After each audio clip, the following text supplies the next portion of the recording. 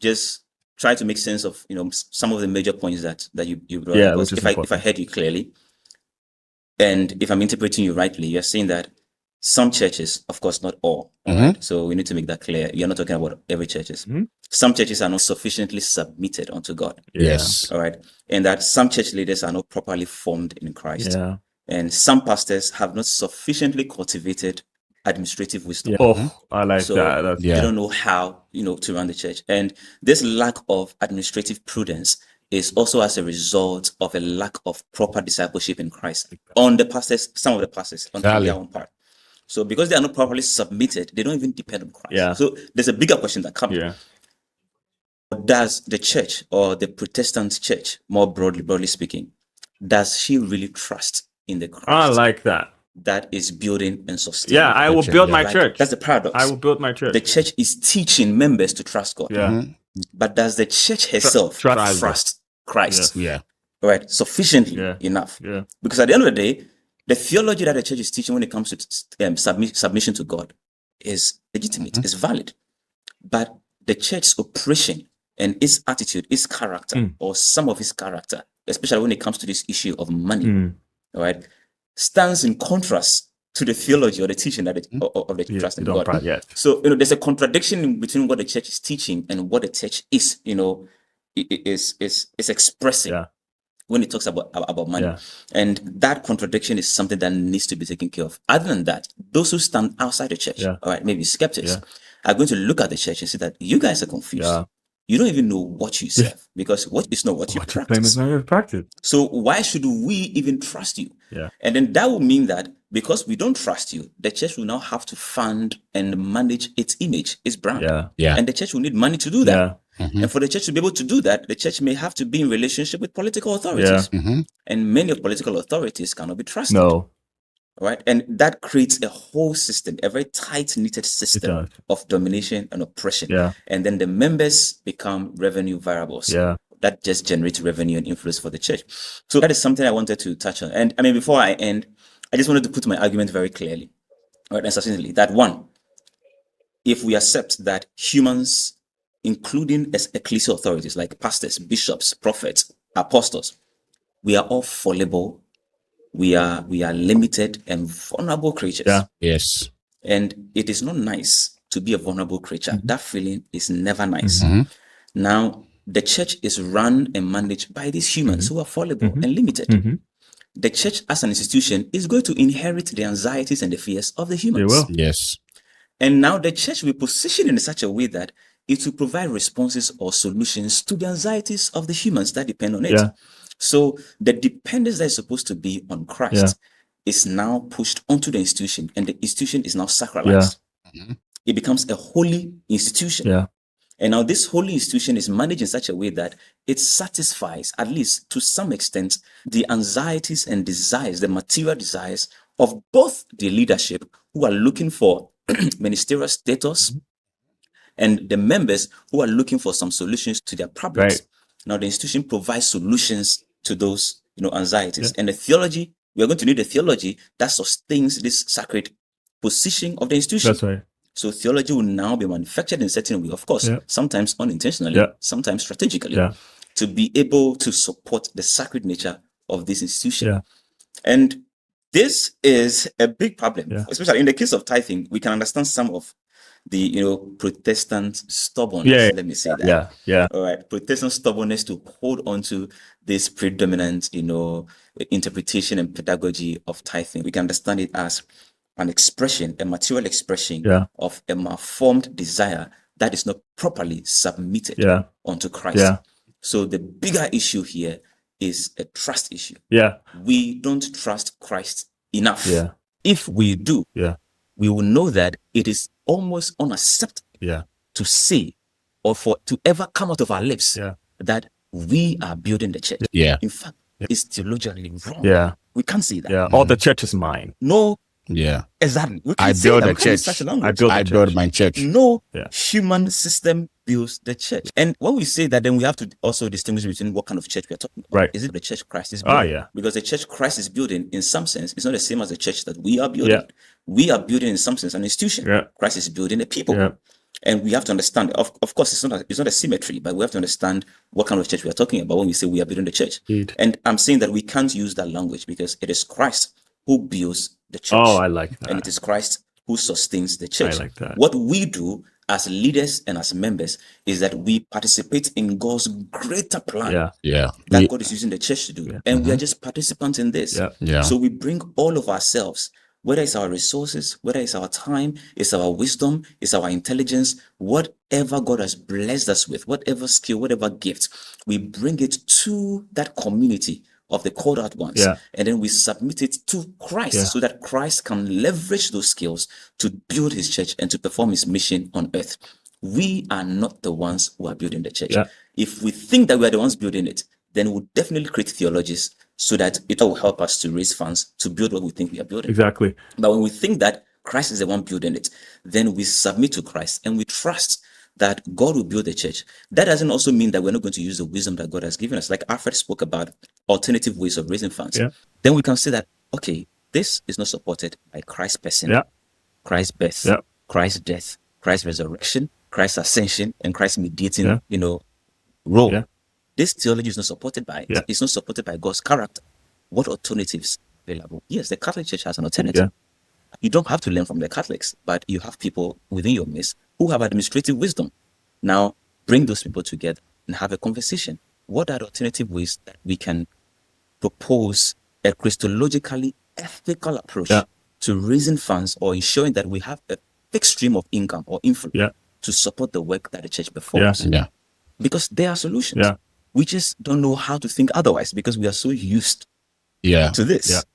So let me stop there so that others can. I think, like you rightly said, all of that is pure wisdom, especially on the discipleship side of the conversation we just had, and also in helping stick to the faithfulness of the theology that we develop around the practice. It comes down, like you rightly said, and even more eloquently than I would ever say it, a solid theology that is foundational and is built on Jesus and trusting in Jesus. I think that the other side of the question that we have sort of sprinkled across the conversation as well is the administrative wisdom part of it, and then also the question and the call to faithful stewardship, right? I think that those are practical discipleship practices that we learn and grow in. We don't catch and receive spiritually, right? There are practices that we learn and we grow in that we don't catch it. Yes, you don't all of a sudden receive how to manage a $200,000 fund that is publicly crowd raised, where the accountability is split and it goes multiple ways, right? And especially if you know that you're never going to get $200,000 again. So this is probably your only chance. So how do you manage it? How do you grow it? How do you keep it? How do you account for it? I think it's wisdom that, God gives, but we nurture. We nurture through growth, personal discipleship. We nurture through wisdom, systems of wisdom that have been established. We nurture through some of the people that gifts that God has given us in our own churches who are really good with money. We nurture through best practices. I worked with gaffers for so many years. They have really wise people who, like scripture, has really wise people. They built it. There are systems that we can all learn from. And I think for me, it's important for us to sever the spiritual, the discipleship, the biblical, the theological with the practical and the faithful, because we have a tendency as African people to be a little bit, one-sided in that we have a tendency of tilting to the spiritual way too much, right? And the spiritual is certainly important, right? But we have a tendency of tilting there way too much to the detriment of the practical, such that even when God opens the floodgate and the money shows up in the church's account through other faithful means that we've been able to cultivate that. Opulence, luxury. Exactly. The question is decisions, choices, like what ways, accountability systems, like, do we have a ledger? Do we have a solid account? Do we, we have those kinds of things that are able to keep the circulation of the resources that God gave us within the means and within the boundaries of what God has assigned us to do. And right? and Paul, this is not the ledger or the account that meets the purpose of audit. Yeah. This is the ledger and the account that means God's ultimate plans of stewardship. Exactly. Because it's not enough for us. It's a very high bar. It's very easy to say, oh, let's do it so that when the auditor comes, they will not have a problem with what we've done. Yeah. That's a different thing. Because let's do it so that we can be able to fulfill the assignment that God has given to us as a church. Exactly. Right? And what is the mission that we have? Can we steward the resources in a way that is so faithful that we can be able to sustain this mission for 100 years? I dare say, yes, that especially in Ghana, where all of us are from, I don't think any Protestant, charismatic, Pentecostal, especially church is more than 70 years old. Maybe I'm being too generous. Like 60 years old, 50 years old. I think probably the oldest. Yeah, some of them are 60 years old, right? Some of them will be around that age, right? But the question is, yes, we've been able to survive 50 Jubilee, whatever season. Will we be able to sustain the assignment past that range? You know, you brought up the example of the Catholic Church. It's a solid example in that they've been able to sustain it somewhat. I don't know the internals of it. I'm sure it's not a perfect system, but it's been able to sustain the church past what? Yes. Close to centuries, right? 200, 300, 400, 500 years. Right? There are stewardship practices and best practices that need to be inspired by the sustainability of God's mission on earth, right? Yes. And I think that being able to give ourselves to learning so that we can be able to grow in those practices and be able to sustain that summit is wise and is honoring and is pleasing to God. You know, probably just a little bit of that coin to is just to add that it's like, you know, the sustainability of the best practices also calls for a little bit of wisdom to be able to transfer it from generation to generation. Because that's also another thing that we've not been able to do really well. You know, it might show up that a leader is really good administratively and is able to nurture God's gift and resources, maybe for 4 or 5 years, and then the person leaves and transgenerationally we are not able to sustain that legacy. That's also another thing that we need to grow in. So I'm just adding up and saying, like, in addition to all the beautiful things that you said, Solomon, there's also this grand call for faithful stewardship that is inspired by a God-given mission and God-given assignment. That to me is the highest bar. I mean, the word stewardship sounds like a really simple thing. It is, but it's a high spiritual principle, all right? Because now you are accountable to multiple people, the one being Christ sitting on top of the hierarchy.